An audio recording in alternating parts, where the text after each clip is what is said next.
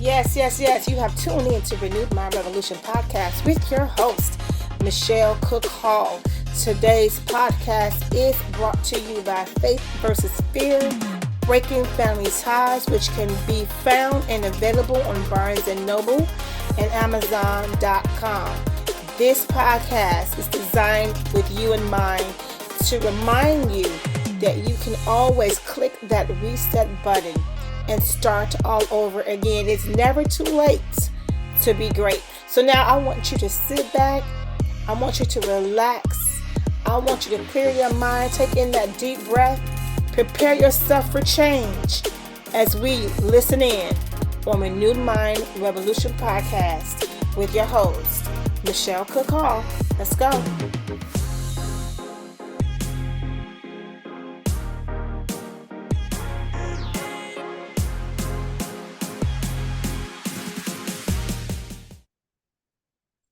Welcome to Renewed Mind Revolution podcast with your host, Michelle Cook Hall. As always, it is my honor and my pleasure to be able to come and assist you, share some tips and tools with you to make you a better you. Well, for Love Month, I was thinking expert. We have a very special guest. Her name is Heather Leah. Heather Leah is a businesswoman, but not only that, she is a new author of the book titled, Is He Mr. Right or Mr. Right Now? Consciously Create Your Own Love Story. Now, let me tell you what is significant about Heather Leah. She's going to tell you everything about herself. But what stood out to me the most, 9 proposals. And why is that significant? Because people can go through their whole life and not get proposed to once, twice, even 3 times. But she has 9 proposals. So she has this journey about relationships that she wants to share with us today. I know my listeners need to hear this. We have a lot of people who have a lot of questions about relationships and connecting with the right person that's going to thrust you to the better you versus pull you down to a place that you don't need to be and you don't want to be. Heather, welcome to this show, Renewed Mind Revolution podcast. It is my honor and my pleasure to have you. Please introduce yourself further to my listeners today. Michelle, this is a pure joy to meet you. Your energy is absolutely fabulous. Your top is vibrant, and I'm sure all of your listeners feel that energy all the time. I really was attracted, and I'm using the word attraction for a reason, right? Okay. To the fact that you want to click that reset button, right? That you can always start again. Yes. And this is a place where every single day we have the opportunity to start again with our own love story. Yes. And so, yes, I've been on this journey. Yes. And this journey started with what I would consider to be unconsciously creating my love relationships. So many of us have been wooed by Disney. Mm-hmm. Many of us have gone, to sleep watching Hallmark movies, mm-hmm. right? Or mm-hmm. reading romance novels. And they've all in one way or another programmed us to expect certain things, to approach relationships in ways that maybe societal norms would project on us or our partners to be a certain way in relationships. And one of the things I always say is, it's your love story. It's nobody else's, right? But sometimes we're too busy trying to please other people in those relationships, right? That pleasing component. So very early in my relationship journey, that's exactly what I was doing. I was doing that kind of, if I just do this, I'll be good enough, right? Yeah. What I've learned, though, and that's why I use the word attraction, and the reason why I have had 9 marriage proposals is there's nothing more attractive than an individual who is in love with their own life. Okay. So just think about that. When you're in love with your own life, right? Mm-hmm. What are the components of you? You have a lot of energy. You have a lot of passion. There's a lot of vibrancy in your energy, right? When you're with other people, you're happy. Love just exudes from you when you're in love with your own life because your cup is pretty full. Mhm. So for me, when I watched those times across my life, and I could see when I was really enjoying the journey of my own life and making sure that my cup was full so I could be loving towards other people versus being judgmental. Mhm. Those were the times when I could see where people, they're more attracted to you when you're more in a space of love inside of your own self. Okay, so you're saying um, you attract more people based upon like the energy that you have and that you give, right? And I Absolutely. guess it's almost saying this. Most people have said that when they're not looking for anybody and they're contented, right?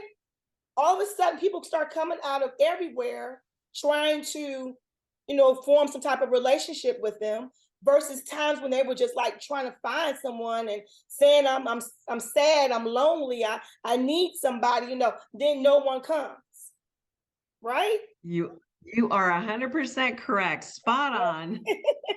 I get that. I get that.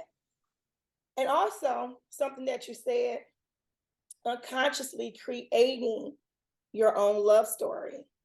And I'm gonna tell you this. I remember saying this not too long ago that when it comes to love, sometimes we pour into an individual something that we want. We create this scenario that they never were able to give in the first place. Like we'll go on with a relationship for a long period of time, thinking, "Oh, this is great, this is fabulous," but in actuality, we actually created something that we wanted and we kind of poured into this person, and we will overlook these flags, right?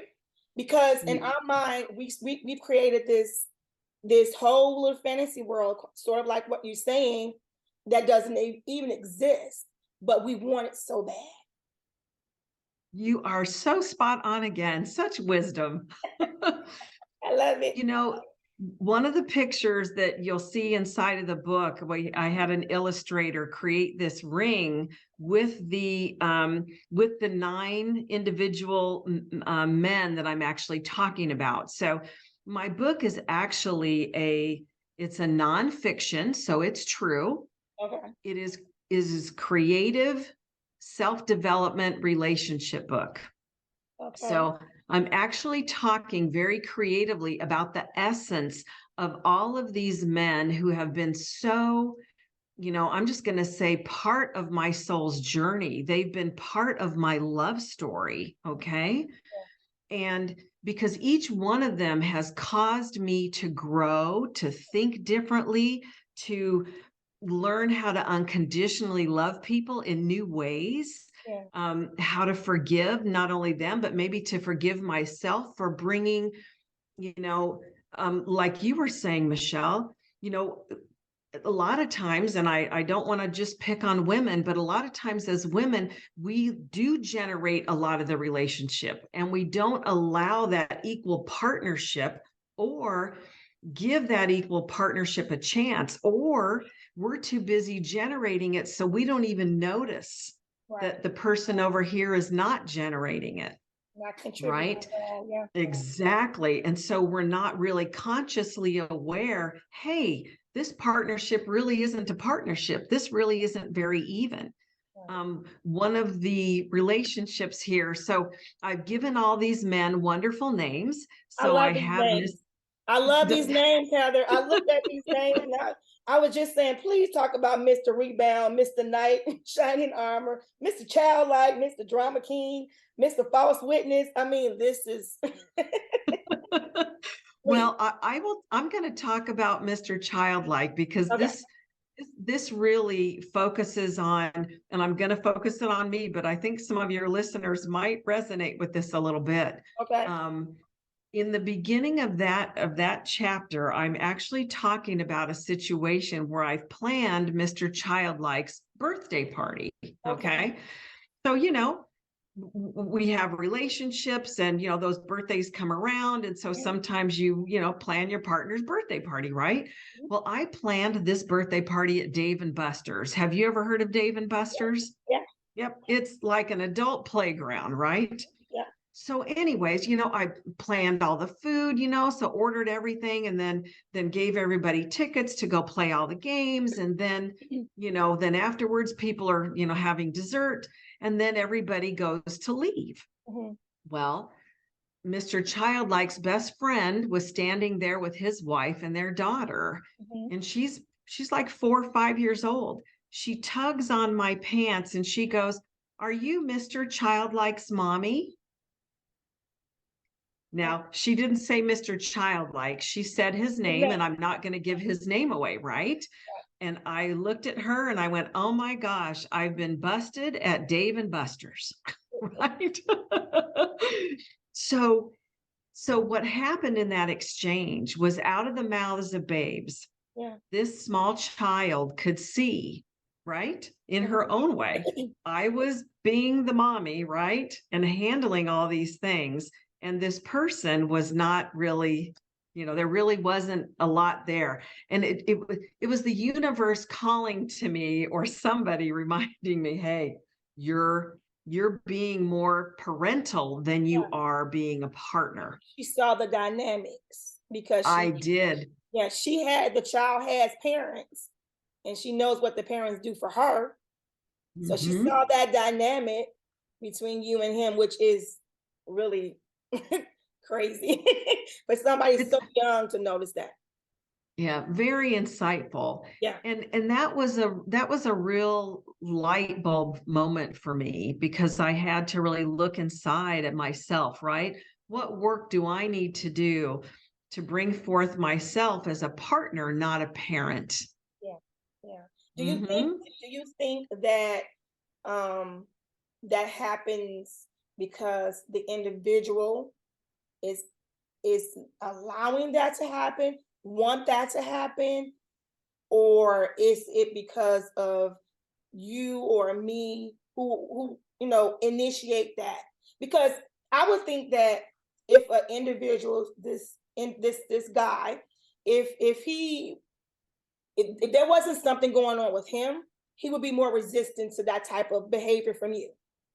He would nip it in the bud. But because he didn't, that means there was something going on with him. Because you will hear a man or a woman in a relationship saying, "I'm not your child," right? "I'm an adult," Exactly. right? So if they're not noticing that and feeling uncomfortable with that, then it must be something that was going on with him.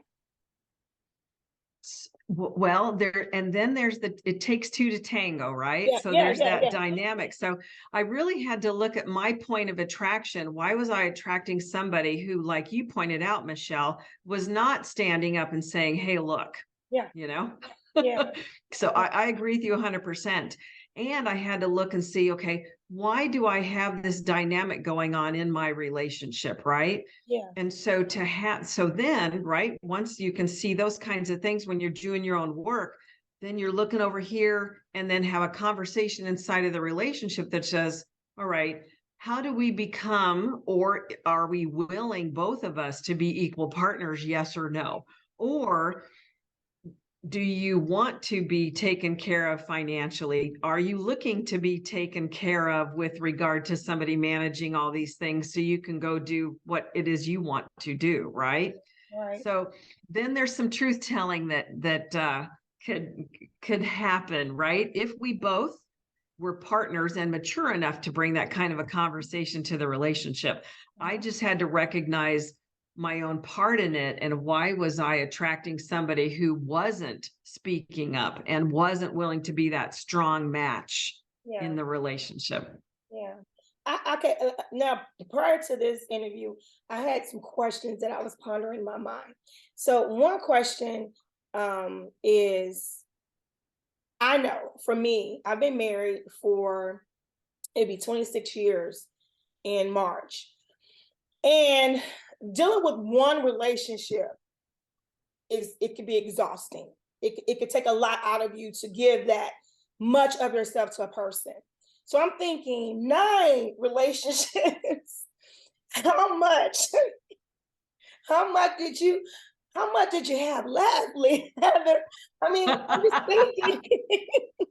I'm just So thinking, like the connection that you're making with these individuals, and we're not just talking about meeting people, dating people, getting to know people. We're talking about getting to a point where you're thinking about spending the rest of your life with them. So you've gotten to a point that just, just dating won't take you. You've invested, you put something in there together. So how much of yourself were you giving? And was that exhausting to do that? I I love your question. It Okay, is a good. fabulous question, Michelle, and I'm really glad you were thinking it. Okay. So yes, I've had 9 marriage proposals. Yeah. Notice one thing. I did not accept all of them. Okay. Okay. Okay. So we'll start there, right? Okay. I did not accept all of these proposals.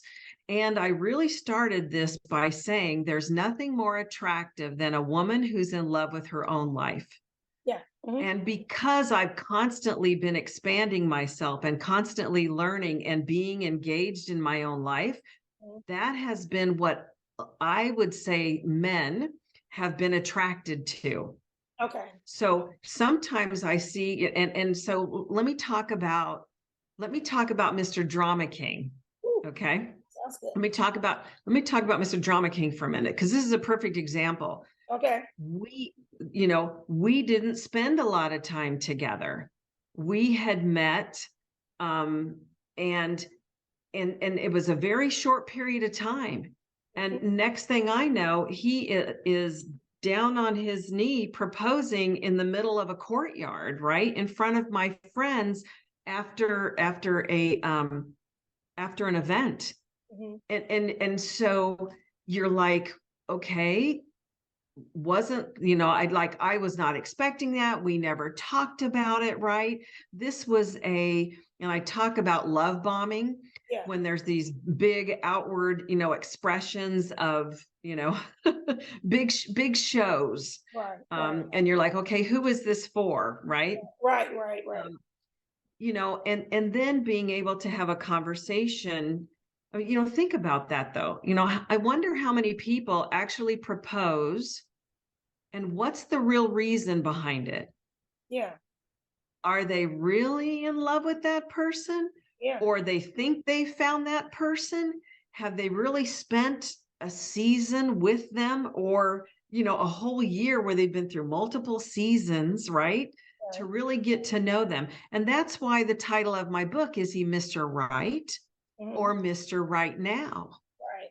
Because with Mr. Drama King, it was lovely dating him. He was a lot of fun.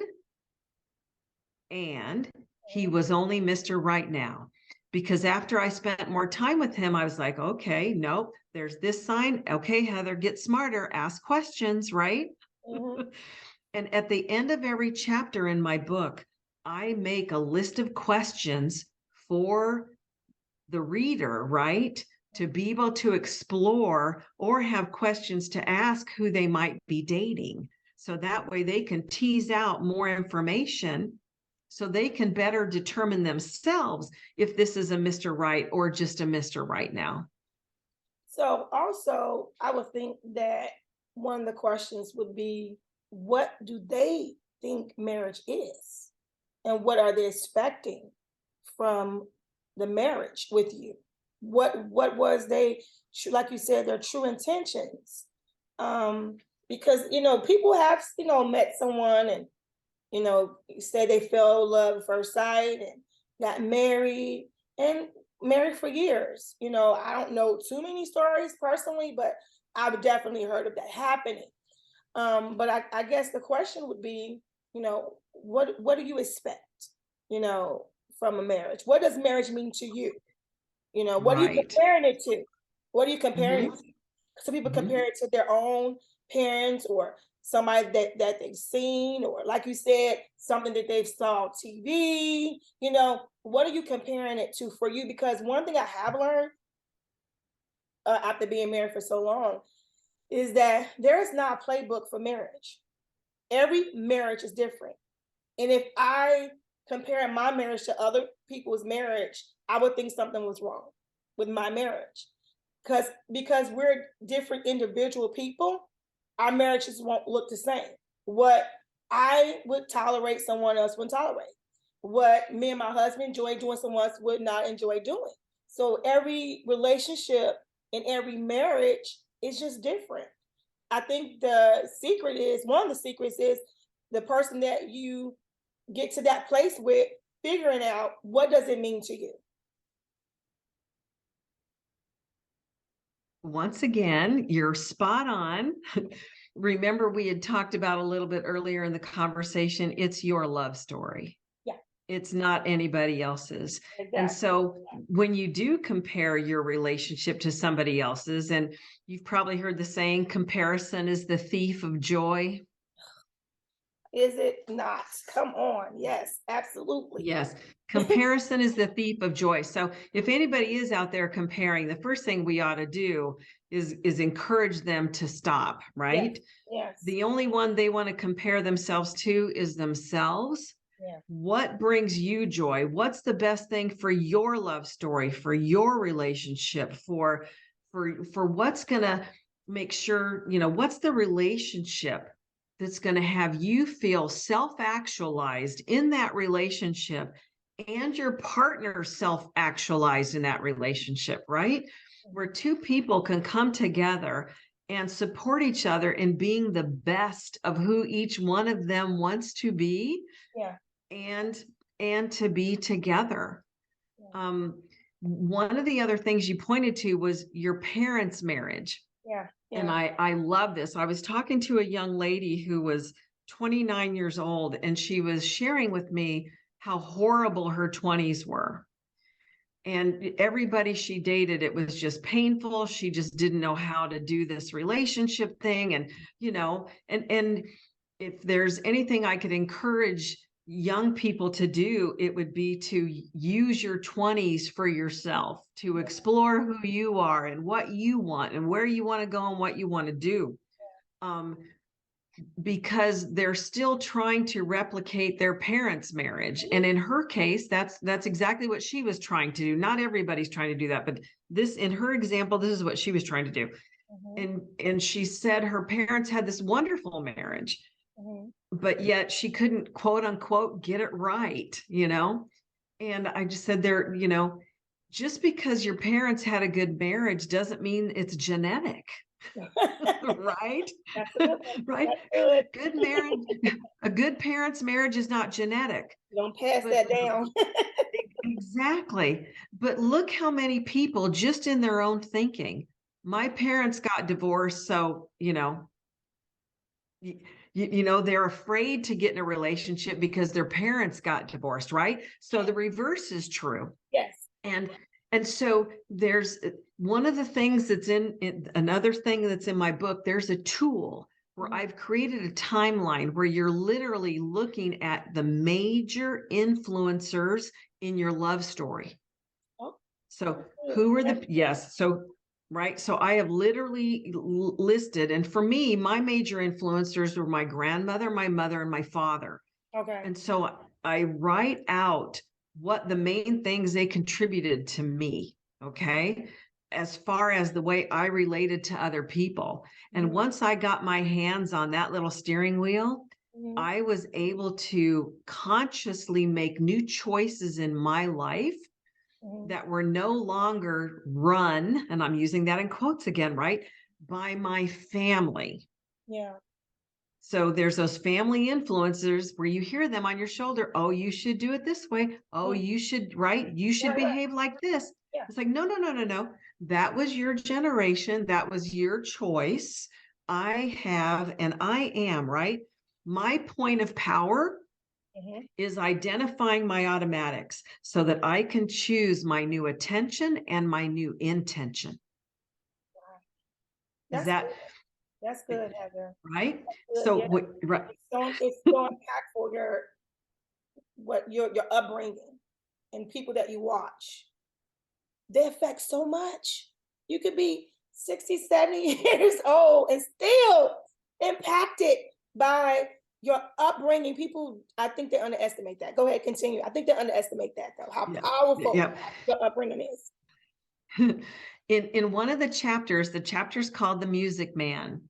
Mhm. And at the end of it, I have a process where you can make peace with and make peace with any painful relationships you may have had that are influencing you.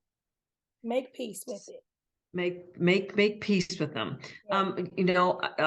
And I can be much more specific about this. My father and his siblings, Mhm. there were 7 of them. They were all men, and their relationships were less than stellar.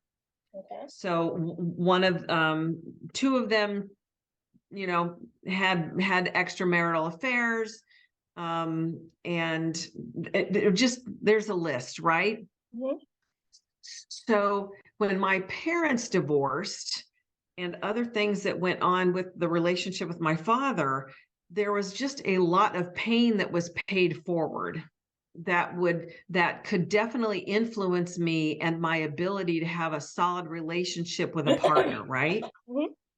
And so it was like, all right, am I going to continue to perpetuate a negative conversation about men? Because if I continue to perpetuate a negative conversation about men, then how am I ever going to have a solid foundation with a relationship that I want? Right? Absolutely. Like how can you, that's just, it's a rocky foundation, right? Right. So I had to be able to see that relationship differently. Yeah. And that's what's wonderful, right? I loved it. Again, click that reset button, start again.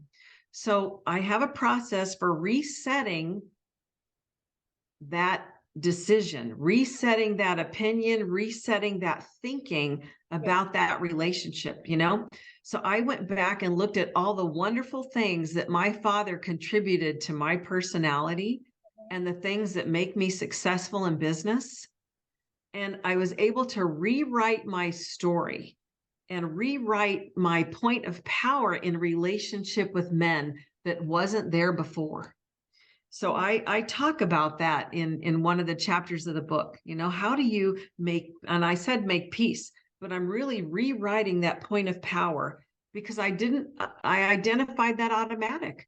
It's so easy to fall into conversations where you see people bashing, talking negatively about their wives or talking negatively about their husbands or, Yeah. and that's not going to get you the love story you want. No. You know?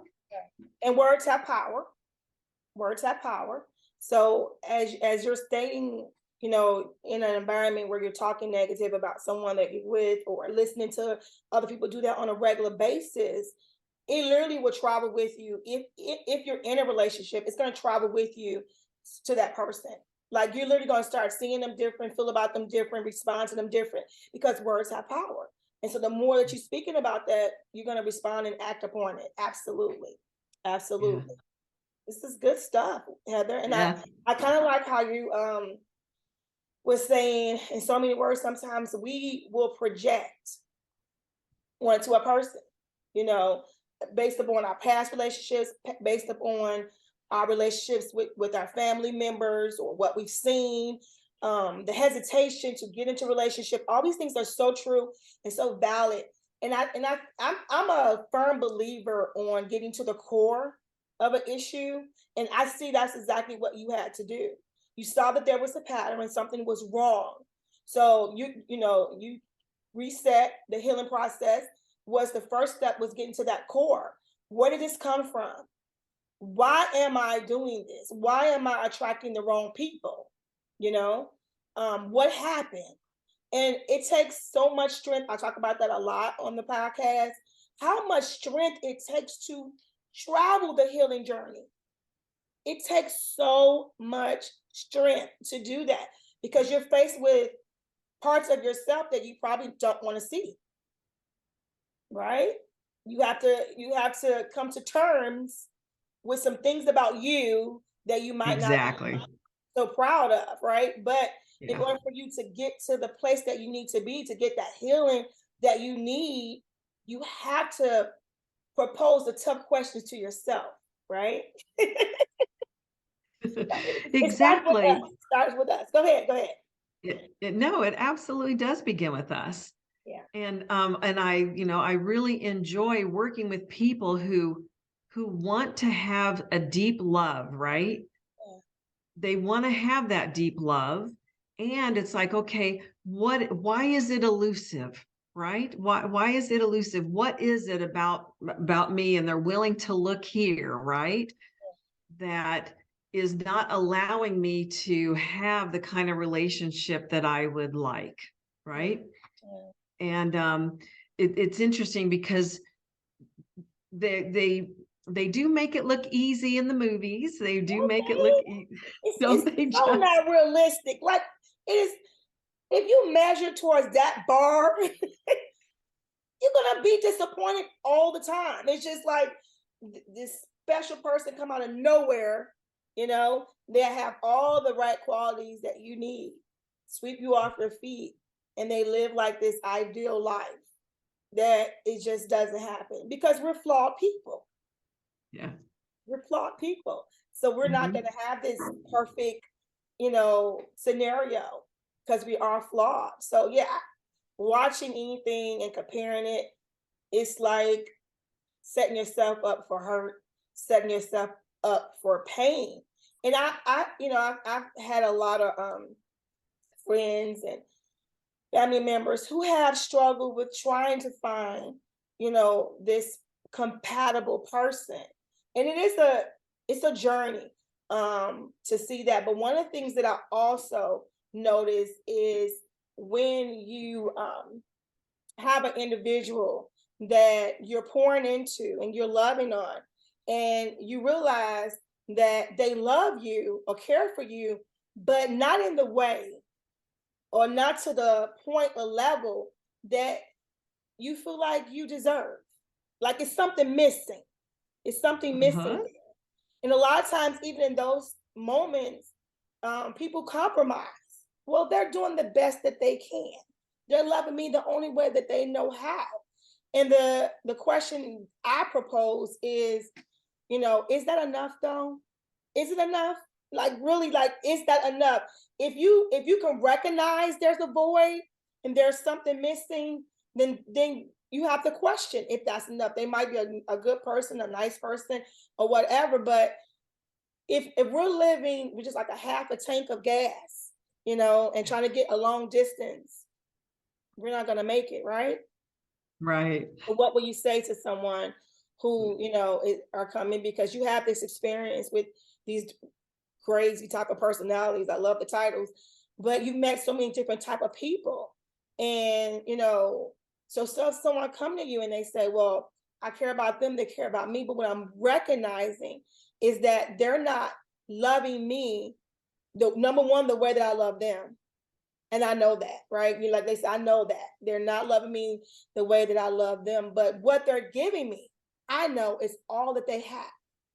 Is that compatible? Is that enough? Or should I, do what's in the best interest of myself and move on and look for someone else? This is a really good, I'm just going to say a deep exploration, and it's going to be different for different people, right? Just like you Absolutely. said, and and that's why I said it's your love story, right? Yeah. So some of the questions I know, and I've worked with many women who they could not live with themselves if they did not try everything before they decided to part ways, right? Yeah. Yeah. And so that's one of the things I've noticed for the women that I've worked with. Well, not just women, but men too. That they wanted to make sure they gave the relationship every opportunity. Yeah. So in some cases, there's been some conversations about how do I ask for what I need? So sometimes people will give and give, expecting that their partner is just going to match that, and then they're disappointed because their partner does not, right? Right, right, Or they give, and like you said, they make excuses and reasons why their partner can't do better. right. Okay. Now, the tough conversation could be, and I don't even know that it's tough. It's risky. Mhm, Okay. It's risky, right? Because you're risking your heart. You're mhm, sitting down with your partner and you're saying, here's the things that I see that I'm contributing in this relationship. And here's what my heart and my value, right? Here's the things I would like to see from you. mhm. Are you willing, right? Are you willing to do these things for me? And that's an uncomfortable conversation for some people, right? Because they don't want to risk having that person say, I can't. Right, Because what happens then when that partner says, I can't, now the individual sometimes will turn it inward and say, I'm not lovable or I'm not worth loving, which is not the truth. yeah, That is not the truth. But yeah, people will go down that negative road, right? And they'll turn it inwards and make it mean something about them, yeah, when really the other person just is not willing to do the work, or they're choosing not to. yeah, So, and I don't want to oversimplify that conversation, because there can be a lot of dynamics going on the other person's side. They might be dealing with their own mental well-being for all true, I know, true, right? absolutely, yeah. But all I can do is work with the willing. And Mhm, so when those individuals are looking at their relationship, the reason why they're looking at it is because right now it's not enough, right, right? right, mhm, Their heart's growing, they're reaching for something else, and their partner a lot of times doesn't want to go on that journey.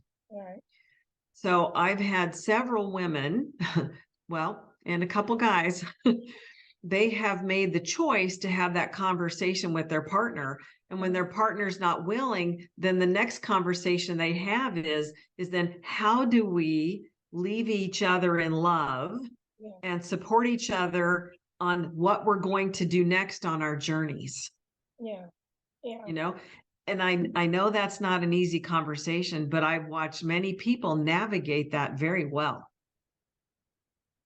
yeah. I think the struggle for most individuals in these cases would be what I started off saying, is that when they've created this scenario that they want so bad, you know, and to have to say, you know, I don't have that anymore. Like you said, they begin to blame themselves and say, what have I done wrong? You know, am I enough? Why can't they love me this way? You know, they begin to question their, their ability, to be loved, because this individual, can't provide that love. And it becomes so Yeah. chaotic, and hurtful. It can be. Yeah. There's also another approach that I've watched some people, as we've had conversations, some of the approaches that they have taken is they have chosen, let me get that straight. I have also advised and talked with different individuals to just choose themselves. So your partner may not be able to choose you, Hmm. but if you decide to give a little bit less in that direction towards your partner, Hmm. and if you choose to love yourself and fill your own cup up, right? Then what they give you or what you see they need to give you is going to diminish, because you're going to fill your own cup up and you have complete control over that person, right? Yeah. Yeah. You have the ability to choose you, and you can lessen your choice of choosing them over you. Yeah. Okay. Because that's not a healthy partnership either, Yeah. Yeah. Yeah. right? To Yeah. keep choosing to love them more than you love yourself, Yeah. that can put you in a danger zone you don't want to be in. Yeah. Yeah. That's good, Heather. That is so true. Um, so many times, and like you say, it's men and women, but I can only speak from a woman's perspective. Women for sure are often putting everybody before ourselves. Exactly. So in chapter 11 in the book, right? Is Mhm. he Mr. Right or Mr. Right now? Yeah. Consciously create your love story. Yes. I A talk big about book. heart. That's a big book. Let me see that again. Let's see that again. Wow. I love the color. I love the cover. I love it. Yes, that's good. Yep, Okay. it's only 200 pages. Okay, go ahead. Love it. um, it's in chapter 11, I talk about heartbreak. Mhm. And what I'm really talking about is giving your own heart a break. Your own heartbreak. Okay, what does that mean? Yes. So I made a joke about it. Hold on, I'm gonna turn to that chapter real quick because you'll get a kick out of it, right? Okay. um, let's see here. My my friends and I did not spend time. So this is back when I was younger, right? My friends and I did not spend a lot of time consciously thinking or talking about self-love. Mhm. I don't remember ever taking the time to become more self aware by deliberately exploring my personality traits or what I liked or did not like. I don't remember dedicating time to consciously consider just me without taking a child, my job, a man, or another family member into consideration or considering societal or other people's opinions. Yes. You're going to love this, Right. Michelle. Okay. Like dry January or sober October, Mhm. I needed a program like March Without Men or Self Love September or Dating Myself December. I decided that instead of the 12 days of Christmas, Mhm. I would commit to 12 months of sacred self love. Wow. I love that. So I spent a whole year just going, okay, you know, what would I like to learn? What would I like to, I talked about self care and self maintenance, just the basic things to focus on. How can I just one thing at a day, right? One thing at a day. Let me just get my dentist appointment, just like how do you start to just really create a program to love yourself on every level, whether it's physical or with your vehicle or, you know, Yeah. feeding your mind, your soul, your body, Yeah. your spirit. Yeah. Yeah. Heather, one thing that I noticed generations before this generation that is here now, self-love was not something that we were drawn to or even taught. You are so right. Oh my goodness, that was something you just did not say. That sounded selfish to self-love, right? It just was not a good thing, and it wasn't pushed. It was not pushed. It was not taught. So now you get the generation now where we're hearing it so much because it's so important, but it takes a readjustment for those who were raised in a generation where we didn't hear that, weren't taught that, it was not pushed, it was not an agenda. It takes for us to kind of undo all of the teaching that we had before to make it seem like self-love was a bad thing or selfish thing. How dare you? You got, like you said, you're thinking about kids, your job. How is your self-love going to affect everybody else? you know and it's so sad, but it's so true. I can definitely relate to that. The coming to terms with understanding that if I don't take care of me, I have nothing to give to anybody else. That's just a fact. It's just a fact. It's just, if I pour and never take time to reset and regather myself and love myself, take care of myself by any means, then I have nothing to give to those that I care about, or my responsibilities or anything else. I have nothing to give. So I think bringing that up, that point is so important. That self love is something that we hear all the time now, but several years ago, self love was not something that you heard, and I think that's why my generation and generations before me struggle with certain things because we have to fight against a lot of things that was taught to us, right? And that we was, Right. brought up on. We have to undo it, untangle it. It's a lot of work, but it's It- helpful and it's necessary. It makes us better people. But it takes a lot of work of undoing. Our parents and parents before us, they were not trying to create damage. They was just taught what they was taught and they pass it on to us. Right? Even with Yep. relationships, just pass it on. So now we in this moment of almost enlightenment of going, wait a minute, something's wrong. Something is wrong. Let's reevaluate this. Let's look at it from a different angle, a different perspective. What can we do? So self-love is not a bad thing. That means that you care about yourself. And my mother makes this, joke about the on the airplane and how they teach you that, you got to put the oxygen mask on yourself first and then Yep. on the children. But even when it was said, my mind immediately went, how can I do that? Do that. How can I do that? My kid is sitting there, I'm supposed to just put on my face first. But realistically, if I faint or pass out, how can my kid be okay if they need me to put it on them? But we've just been trained differently. We've been taught Yeah. differently, and it takes a lot of work. And when someone like you come and help unravel something so important like relationships, it's really important because Mhm. someone is struggling and they don't understand, why am I having such a hard time? Why am I attracting the wrong people? Why are these people coming to me are only this type? Like what am I doing? What am I sending out a signal? I hear that so many, I hear that so many times. What am I putting out here that's There. drawing, this type? Well, it is 100% true. And it's not always a negative thing. It really isn't. It's just an awareness, right? It's like, okay, here's my point of attraction right now. This is the type of individual I'm attracting in my circle. And so if you're conscious to what you're attracting, is this really what I would like?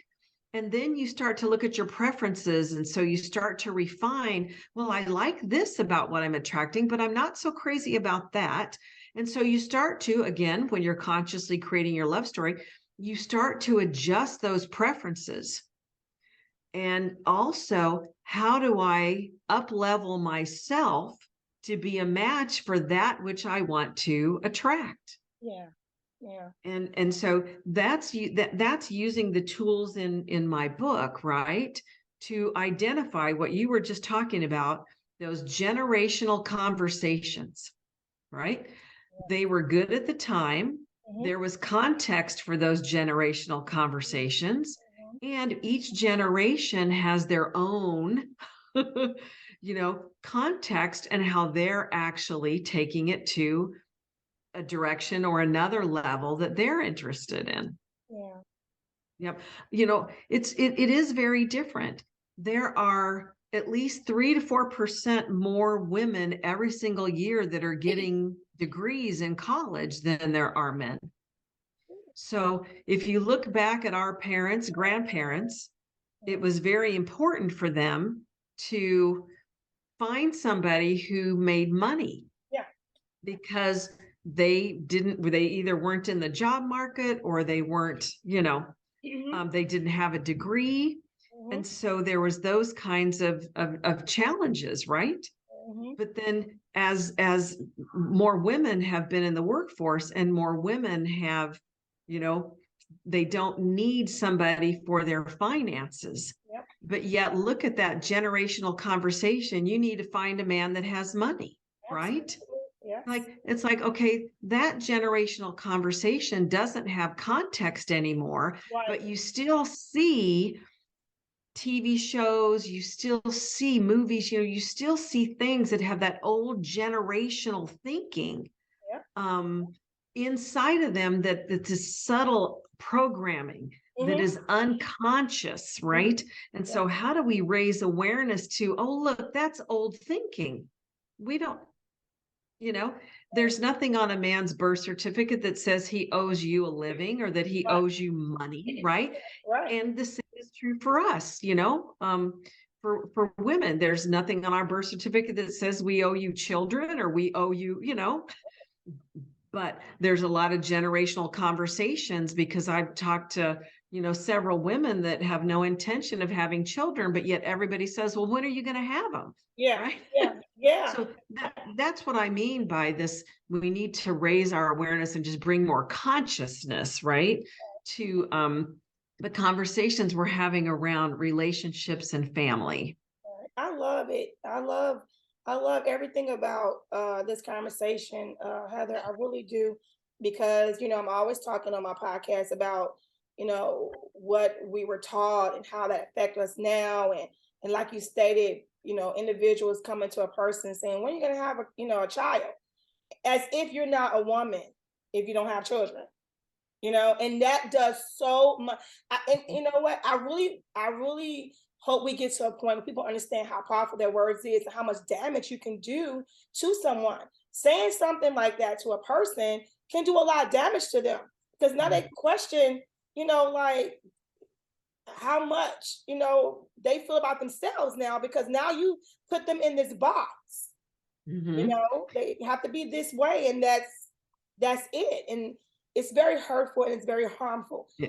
And I'm Yeah. glad we having these type of conversations, because I love ripping off, all of the the band-aids and exposing the truth, and showing that, look, we're more than that. We have to grow, we have to change, we have to evolve. What we did in the past does not mean it was the right thing to do. Conversations we had in the past does not mean it was the right conversations. It was just done. But once you know better, you're supposed to do better. And change is something that's very hard for people, but it's the only thing that is consistent is change. So change is It gonna it always is. be there. Oh, Michelle, let me ask you a couple questions. Okay, okay. Um, so, so what is it that society says about a woman who doesn't get married? She's what? Oh, like well, back in the day, they was like a handmaid, a maid, or old maid, or something like that, right? Spinster, old maid, Yeah, yeah, right? yeah. Exactly. And so there's that thinking that, I literally last weekend was talking with a woman, and everywhere she goes with her community and stuff like that, they're just like, well, they're trying to fix her up, but she's not asking anybody to fix her up on a date, right? Right. She loves her life. She's a chemical engineer, Mhm. and she's been single for 8 years, and she's like, people treat her like she's not anybody because she doesn't have a relationship or a husband. Right. And I'm like, but so what do they say about men when they haven't married? They're what?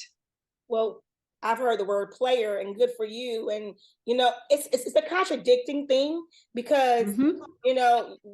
you're telling a guy, "Oh, good for you. You're not, with the ball and chain. You're free. You can do whatever you want to do. Good going. No one caught you and tagged you down, right?" But with the woman, well, what's wrong with her? Right, What's exactly. And wrong? he's the what? He's the eligible bachelor, Yeah, right? yeah. Yeah. Good for him. He's the great catch. Yeah. So one of the things it's in chapter 3, I have a lot of statistics.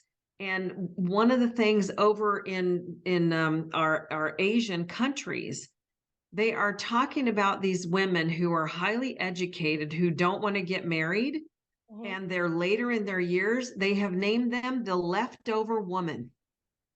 Oh my And goodness. I'm exactly, and I'm like, who decided that was the right name Wow. for women that are choosing to focus on themselves in their 20s, establish their careers, and decide what they want to do with their lives, right? and then calling them a leftover woman.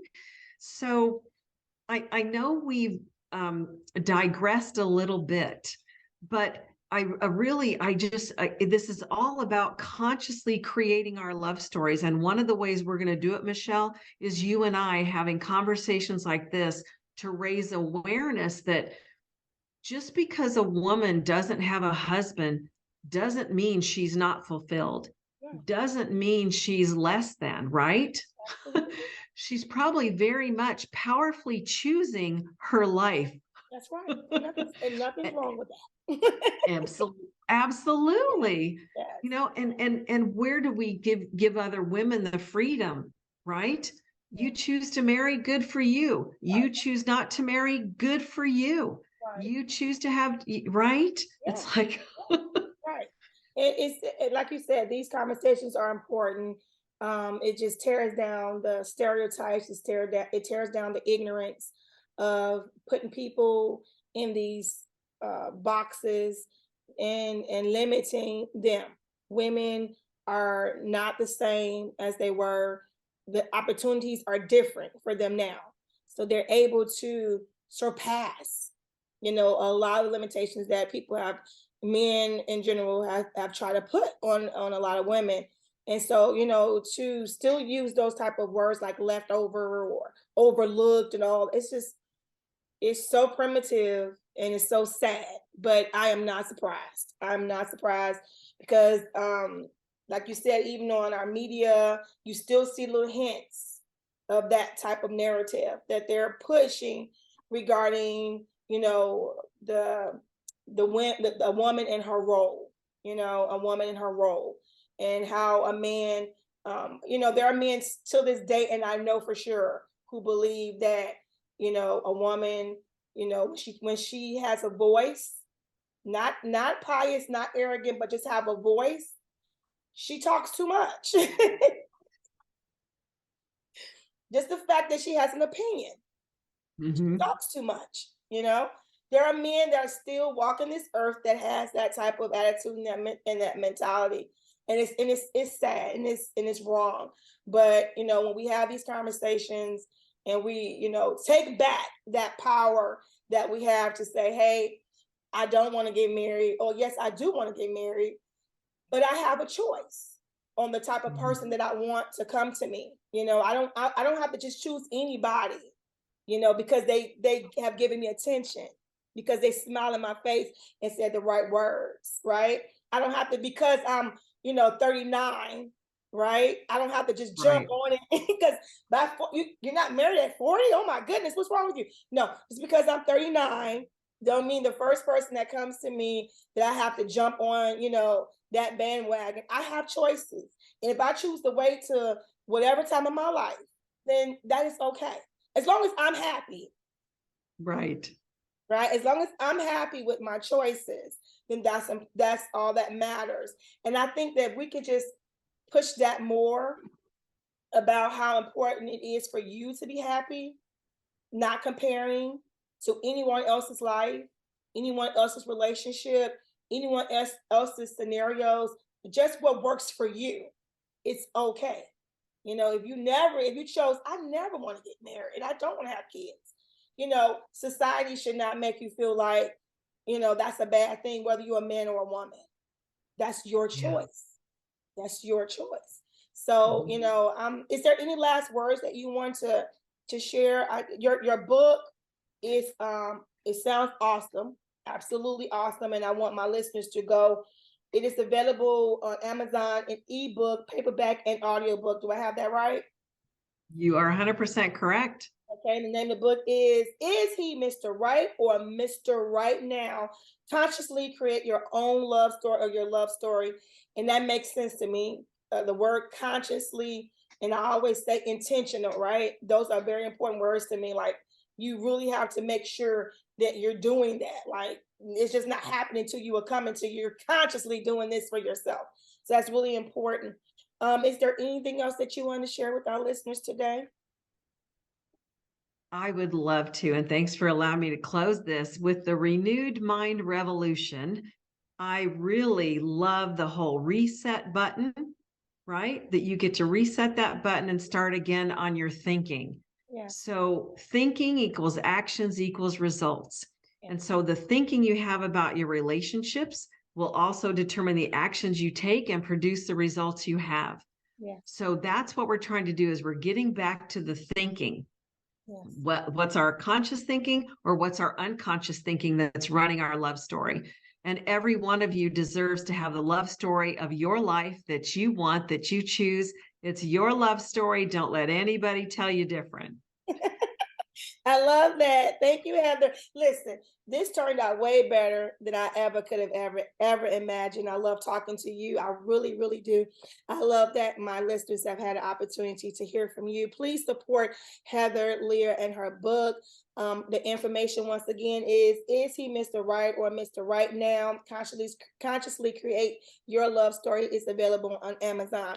It has been my honor and my pleasure as always to come on here, share some tips and some tools with you that I know today for sure has helped you to become a better you. Once again, thank you for tuning in. Thank you, Heather, for being here. You have been listening to Renew My Revolution podcast. I love you, but most importantly, God loves you more. God bless.